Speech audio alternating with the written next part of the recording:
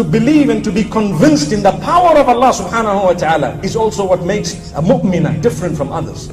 What makes her different is that she is convinced in the power of Allah. Nothing is impossible for Allah. So if you are a person who has had no children, not at all, 14, 15 years have passed by, you will still continue making dua to Allah and having hope that one day He will provide you with what you are asking. Because you are different. You have conviction and you know that Allah has given you so much in the Quran to show you that others have delivered even after 50 years, 60 years, 80 years of their lives. Allahu Akbar. Allahu Akbar. So a believing female is convinced as to the qudra and the power of Allah subhanahu wa ta'ala. I believe firmly, and the men as well, obviously this is a believer.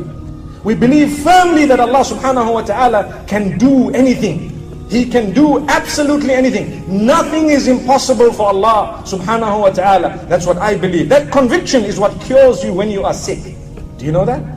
That conviction is what cures you when you are sick. And that conviction is what provides for you when you don't have. You are convinced because that is the power of Allah that comes in. And it is Allah who is the provider. Ultimately, it is always Allah who does that for us. When we make dua, we need to be convinced as we are supplicating our Maker that Allah is going to provide this for me. Why should we supplicate if we are half-hearted saying, well, it might not be, and maybe, perhaps, and so on. So many people who have had cancer, may Allah grant them cure, have been cured not by medicine alone, but by the will of Allah through His power, where He has given the ability to diagnose it at a certain stage when it was early enough to have cured it. Allahu Akbar.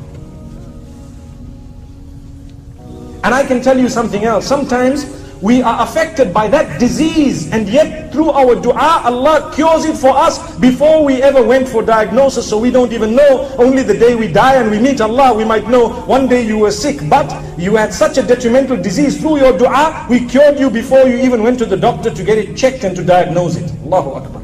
My mothers and sisters, I pause here for a moment and I divert slightly to say, remember one thing, when you are sick and ill, it is your duty, incumbent upon you, to seek medication.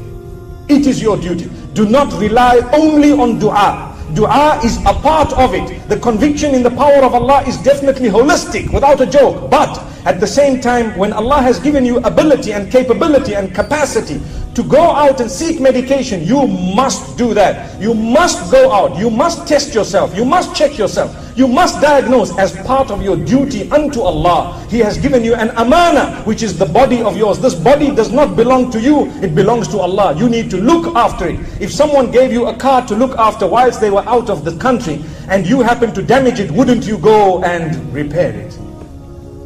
Before they came to say, this car doesn't belong to me, before anything happens, I better drive it carefully, I better make sure everything is okay. If I've had a speeding fine or two, I better go and pay it up before this brother comes back or whoever comes back, and before I have to give the car back. The same applies to our bodies.